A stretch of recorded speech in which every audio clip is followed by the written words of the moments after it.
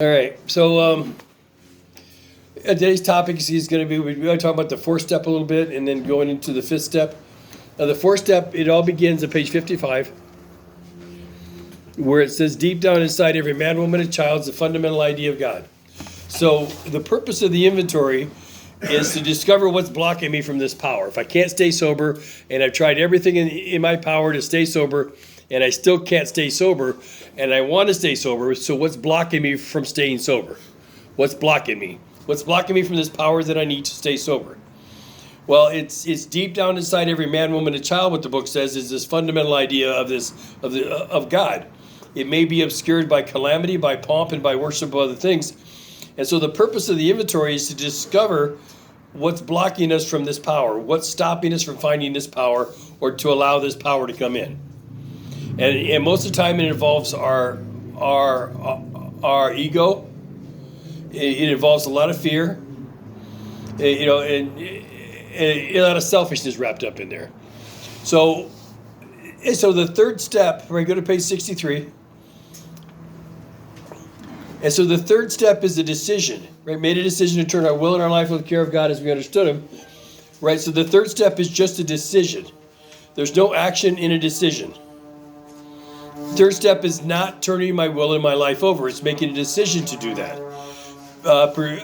Producing a piece of paper in a fourth step, doing confession, or a fifth step, making my amends, that's turning my will and my life over. Sponsoring other people, right? Helping other people through this process, that's turning my will and my life over. Anything short of that is just lip service. He just all dressed up and no place to go, according to the book. Right? According to the book. So in this third step prayer on page 63, it says, now at step 3, many of us said to our Maker as we understood Him, God, I offer myself to Thee, to build with me and to do with me as Thy will. Relieve me of the bondage of self, they may better do Thy will. Take away my difficulties, that victory over them may bear witness to those I would help of Thy love, Thy power, and the way of life, may I do Thy will always. So in this third step prayer, we're basically asking for three things, right? God, I offer myself to Thee. Say, I can't do it. I need help, right? To do what? To build with me as Thy will, to build with me, right? Relieve me of the bondage of self. Relieve me of my fear. Relieve me of me only thinking about me. Relieve me of the bondage of self so I can find the truth about what's going on. Relieve me of the bondage of self, that may better do Thy will. Take away my difficulties, right? Take away my ego. Take away my pride, right? Take away my thought process, my belief system, that victory over them can bear witness to those that would help of Thy power, Thy love, and Thy way of life, right? So it's this process. The third step prayer is a process, and there's like I say, three parts to it. But then it goes down, there's no amen after this third step prayer. And the reason that there's no amen after this third step prayer is the amen is after the seventh step prayer. So steps 3, 4, 5, 6, and 7 are all one process. And so it says we thought well before taking this step, making sure we were ready, that we could at last utterly abandon ourselves to Him. And so what we're agreeing to, when you voice this prayer out loud, when you say it out loud, right, what you're agreeing to is you're agreeing to doing the inventory. You're agreeing to telling somebody your entire life story. You're agreeing to making your amends. And you're agreeing to sponsoring people. That's what you're agreeing to. Right? That's when they say turn my will and my life over. Right? That's what you are agreeing to do. And what I tell people is if you don't want to do it, take as much time as you need. I've got several people that I've sat down and taken through with the first three steps, and I get to this point and I tell them that, and I've never heard from them again. And that's fine. That's fine. I mean, 2 or 3 people that I've done this, said this to, and I've never heard from them again. Right? So, so that just kind of cuts away some of the, some of the crap. Right, he just kind of gets rid of some of that stuff, because I can't get anybody sober. Right, I cannot force somebody to do this. And if I'm forcing you to do this, if you're forced to do this, it's kind of like if you want somebody to pay attention to you, right, and you just want them to pay attention to you, what happens when you tell them, will you pay attention to me? They do the opposite. Are they doing it because you told them to? Or are they doing it because they really want to do it? You told them to. Right. And so that does no good at all. It's not sincere. It's not there. Yep. It's just not there. And so once you sit down with somebody and you tell them these things, that this is what's required of you. I mean, I told this to Mark. I've told this to Gary. I've told this to Aaron. I've told this to Jason. I told this to Sam. Right? I told this to Jeff. I told it to Chris. Right? And to Ruth. Everybody that I've worked with, right, has heard these words, and they say, okay, I'm ready. Let's go. Let's do this. And they do it. And they do it because it's not our job. It's not my job to grab somebody and drag them through the steps. It's not my job to drag them through the steps. If a person will not work with you, if a person doesn't want this thing, then don't waste your time. Find somebody who does. Right? You guys understand that? Yeah. Right? And so that's why that you call it a disclaimer, but it's a launching pad. Right? It says, okay, you think hard before taking this step, making sure you're ready, because once you say this step, voicing it out loud, then you are agreeing to you and your Creator, you and your God, you and your own conscience, you and your own pride. You're agreeing to do the inventory. You're agreeing to telling somebody your whole life story. You're agreeing to sponsor or making your amends, and you're agreeing to sponsor people. Right, that's what you're agreeing to, right, Lou? Yes. Right, and so this is what, and so it kind of cuts back. It kind of trims the fat, so to speak. So the next part of this, it says, next we launched a course of vigorous action, the first step of which is personal house cleaning. So after we say this third step prayer, right, voicing it out loud without reservation. So it's humbly. Right, so we voice it. It says we say it out loud. Right, with our wife, spiritual advisor, or best friend. So it doesn't give you specifics on who you can take it with. Take it with anybody. Right, the wording, of course, was quite optional so long as we expressed the idea of voicing it without reservation. Now it says, is next we launch. So once you take this step, right, then you launch a course of vigorous action. The first step of which is personal house cleaning, which many of us have never attempted. Though our decision was a vital and crucial step, it could have little or permanent effect. I love that word, permanent. Permanent effect, unless at once followed by a strenuous, and I hate that word, strenuous, I hate strenuous. I want easy, right? Strenuous effort to face and be rid of the things in myself that have been blocking me. My drinking was but a symptom, so I had to get down to causes and conditions. So why is drinking a symptom? Right, at this point, they're telling you that drinking is but a symptom. Because we can't live with ourselves. Okay, Ray said we can't live with ourselves. When I get anxious, it takes away that feeling of unease. Right. It's the spirit that we're consuming. Right, when you drink alcohol, does your ideas change? Does your emotions change? And does your outlook on life change? Right, you're having a spiritual experience. Every time we drink, we're having a spiritual experience. And so liquor is but a symptom, because without this spirit inside, I feel less than. I feel like I'm not worthy. I feel like there's something missing. Right there. How old were you when you looked around the world and felt you were different? I mean, honestly. Well, before I ever took a drink. Well, honestly, think about that. Yeah. Right? How old were you, and at what point did you look around the world and just kind of felt you're different? I was like 5 years old. I was 6. Right. Uncomfortable. Absolutely. Yeah. And so this has nothing to do with drinking, but drinking fixed that for me. I'm not saying that that's why I drank. Right? But drinking fixed that for me. It finally gave me this sense of, oh, okay, I'm okay. Right? I can talk. I can breathe finally. I can breathe. Life is good. I can breathe. I found something I'm good at. Right. I'm good at drinking. I used to shotgun beers like crazy. Like blow everybody out of the water with shotgun beers in like 2.5 seconds. Just shotgun the shit out of beer. Right, you guys ever shotgun beers? Oh yeah.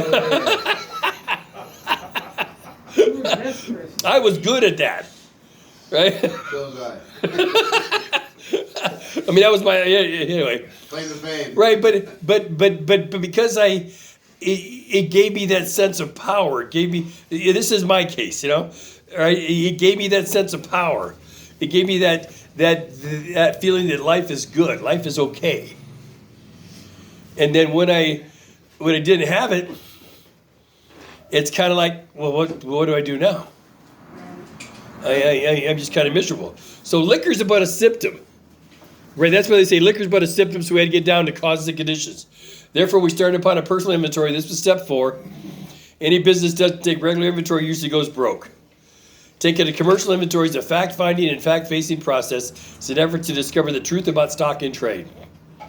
So I needed to discover the truth about me. One object is to disclose unsaleable goods to get rid of their property without regret. If I'm to be successful, I can't fool myself about values. So we did exactly the same thing with our life. We took stock honestly. First, we searched out the flaws in our makeup that caused our failure. So the very first thing is that a friend will not help me find, if somebody cares about my feelings, they are not going to help me find the flaws in my makeup. That's right. You ever talk to somebody? You've been talking to somebody and they're sharing something with you, and the first thing that comes to mind, you kind of bite your tongue because you don't want to hurt their feelings. Mm-hmm. Right? You guys relate to that? Right? You're not doing them any good at all.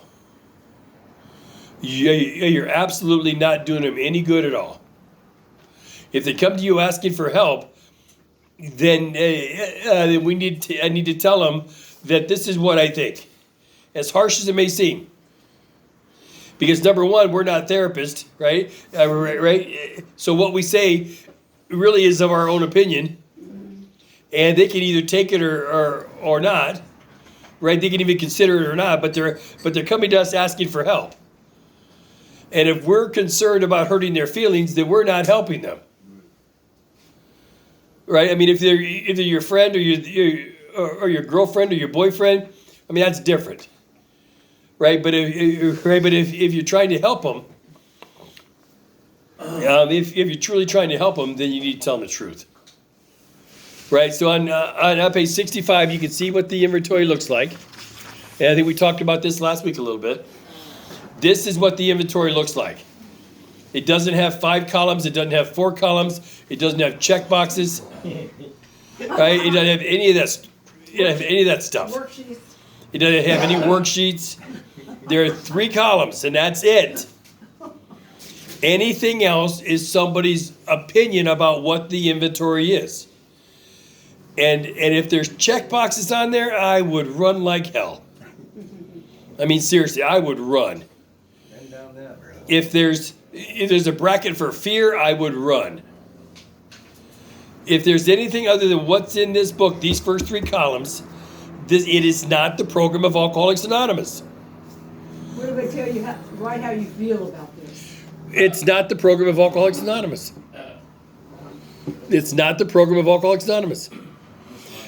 Well, I mean, I can tell you this, right? And please consider this, is that you as an individual, if you feel that having a God box, if you feel that journaling, if you feel, that writing about how you feel about this is good, by all means do it.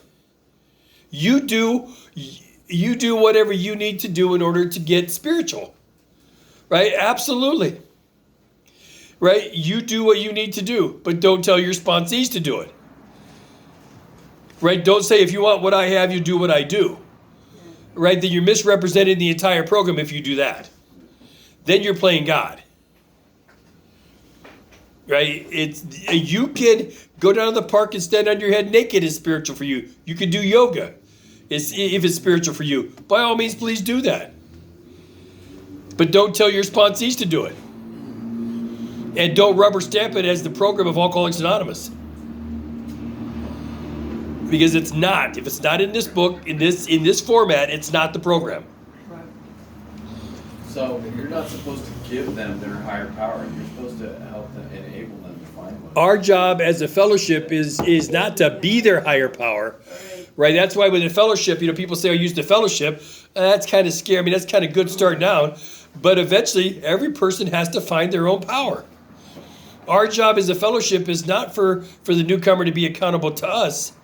Our job as a fellowship is to get that newcomer to their God as quick as possible, so their God can solve their problem. And we need to give them the mechanism or the conduit, so they can keep finding their God and maintain a relationship with that God and keep clearing away the stuff that's blocking them from their God. That's all this is. This is a tool.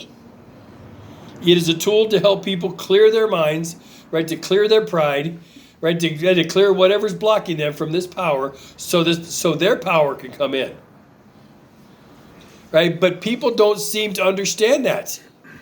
They think that they can do just fine on yesterday's pitchers of beer. They think they can do just fine on yesterday's vodka. No. Right? You can't. So every day, right, we have these mentally ill minds. Right? Our minds are not right. Right? Our minds are not right. And so we need to constantly be doing inventory to kind of find out what's going on and to keep this road clear. And to keep this road clear. And the barometer for this is are you having trouble with personal relationships? Can you control your emotional nature? Nope. Are you a prey to misery and depression? Yes. Can you make a living? Nope. Do you have a feeling of uselessness? Are you full of fear? Are you unhappy? Can you seem to be a real help to other people? So all of those things called the bedevilments are our barometer on how we're doing spiritually. Does that make sense? Yeah. And so you ask yourself, and if you're having difficulty in those areas, then you need to do an inventory. Right? You need to find out why you're having trouble with personal relationships. You need to find out why you're full of fear, why you're unhappy. And it's up to you to fix it. So, It's not up to us to fix it. so I have a question. One of my friends, I've known her for 15 years, but every time, and this is since I came home from the hospital the last year, she's kind of putting me down and nitpicking at me. And so I just straight cut her off because I didn't think that was healthy for me. And somebody said, write a 4-step on it, but I just wanted to cut her off because I wanted her out of my life. Yeah. Okay. For this time period, anyway. Well, again, and you're sober a long time, and you're going through other rough patch. There's a couple different things. Is that, are they giving you a hard time or are they having a hard time? Probably both. Well, they're having a hard time more than That's anything. not my problem, yeah. Right? Yeah. And the other thing is that they are spiritually sick. Right. And so if you were to do an inventory, right, would you guess that some of your expectations about how she treats you should be different? I guess I'm not that compassionate right now. Okay, well, and again, I do what you need to do, Yeah. right? I do what you need to do, but what happens when another friend comes up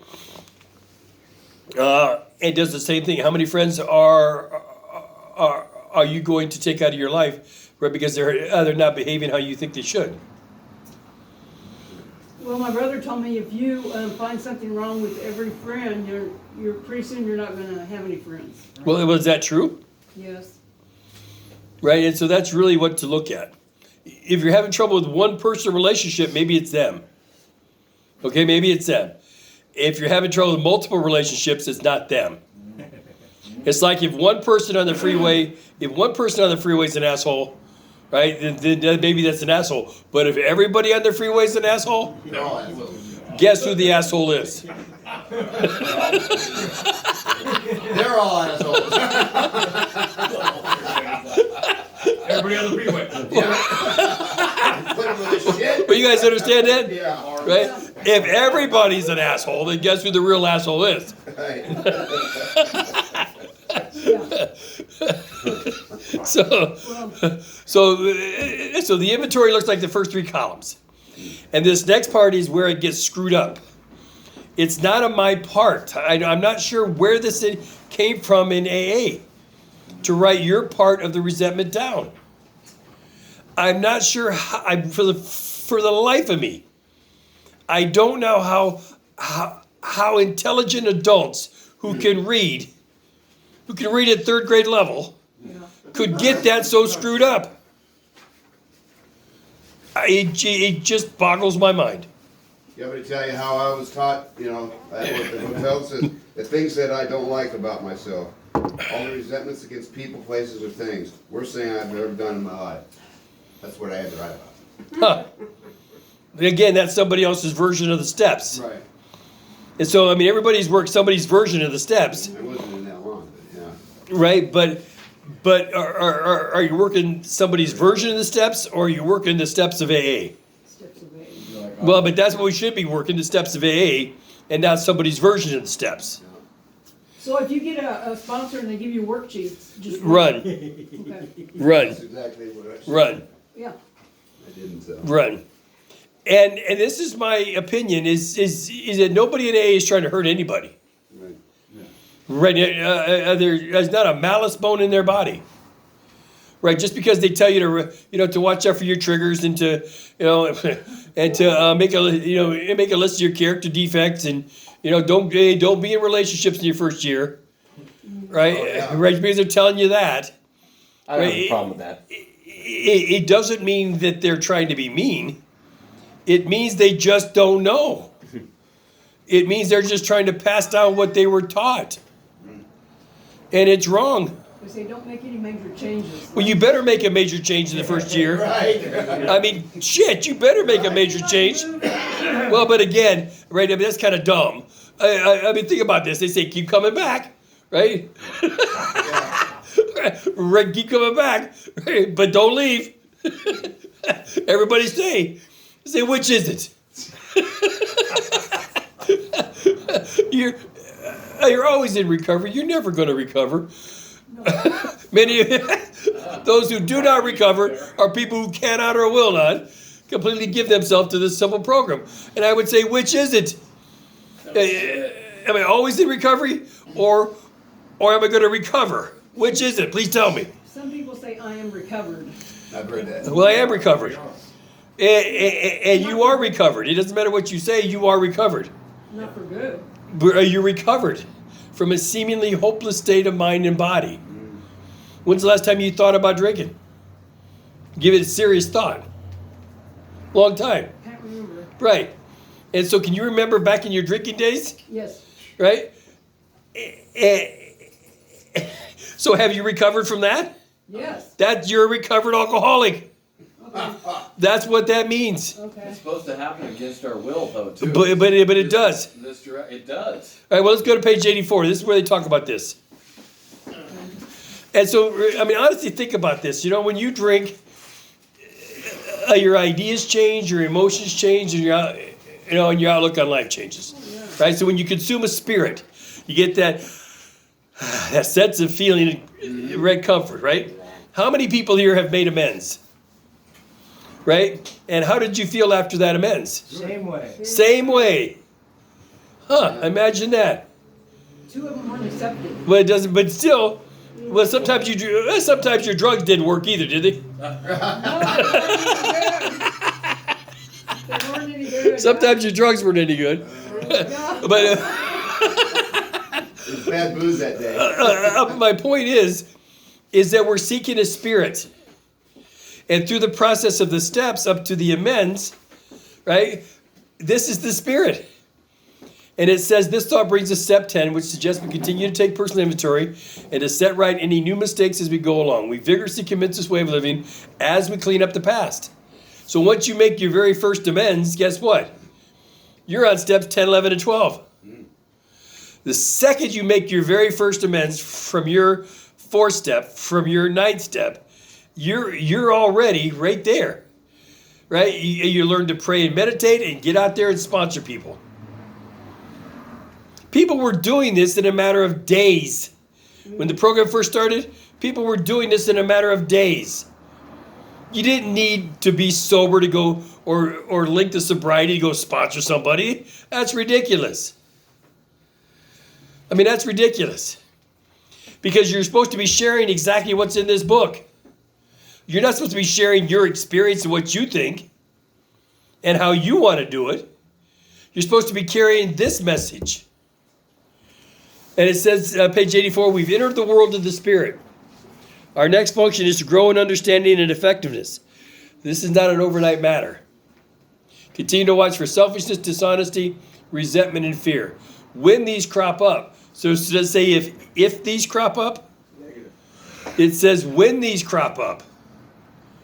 And they're going to happen. It's going to happen. So please keep doing inventory. Don't rest on your laurels. Don't rest on your successes.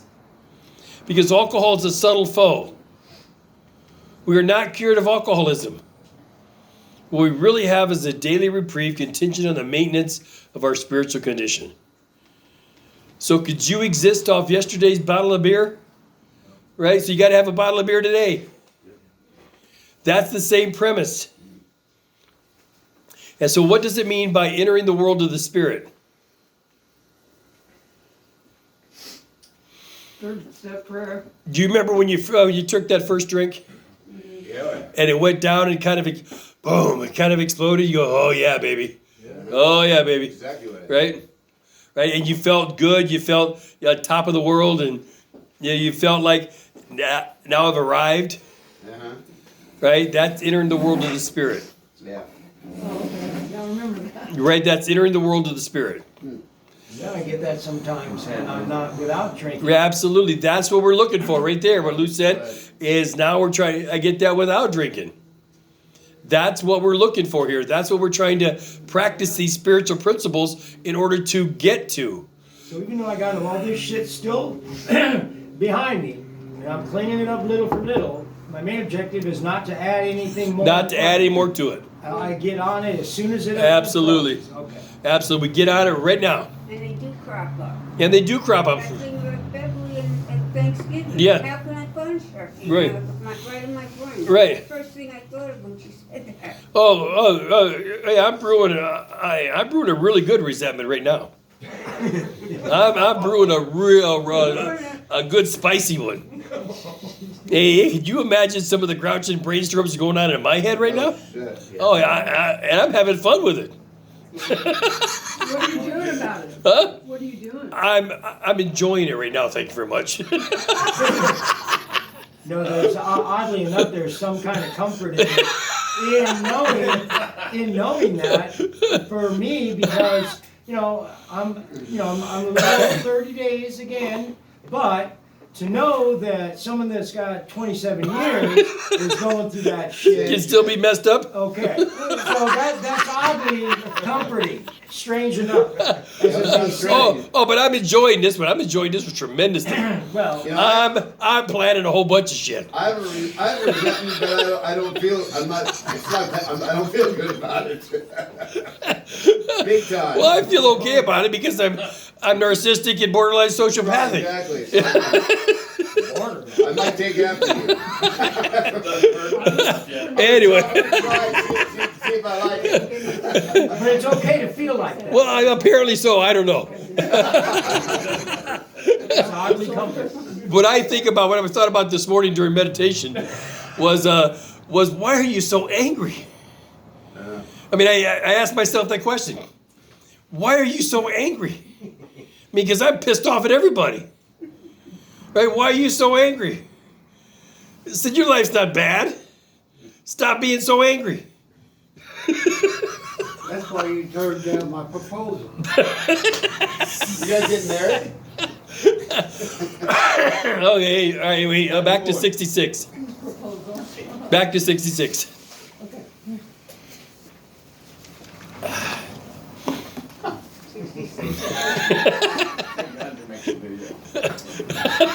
Well, yeah, there's a video of this. It's good. Right, this is gonna be on YouTube. Got a good one. Oh, yeah. This should bring in customers. See it from afar. Yeah.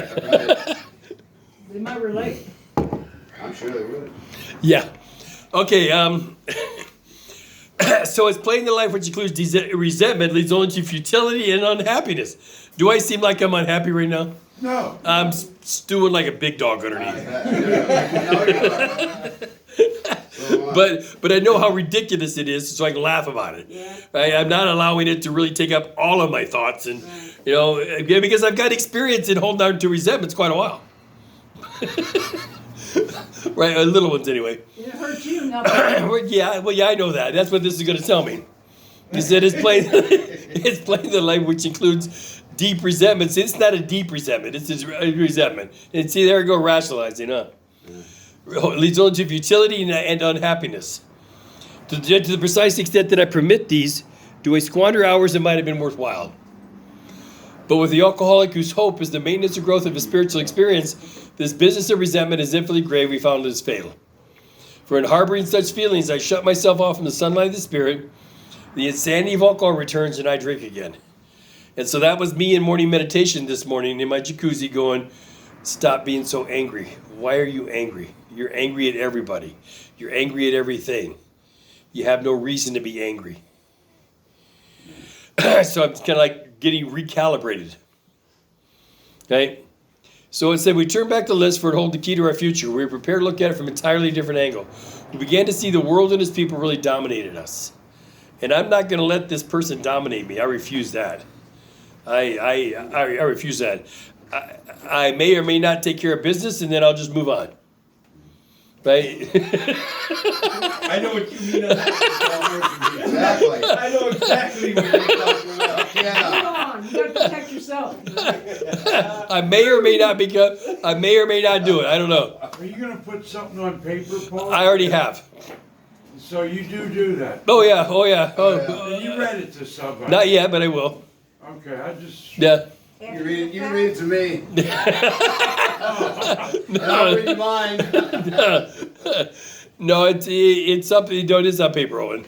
Yeah, I just. Yeah, I have a problem with this kind of shit. Yeah. I'm just waiting for Mike. I'm just waiting for Mike to and then that's gonna really screw up my pride to have to sit, talk to Mike about this. Yeah. Paul, can I ask a question? Have you ever heard of the saying, people don't do things to you, they just do things? Yeah.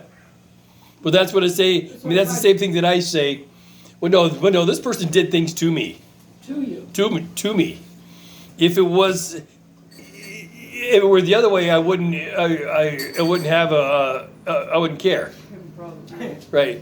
Right. If I thought that it was just like a mistake, if I thought it was an error in judgment on their part, I would have no problem with it whatsoever. Gotcha. Right? But this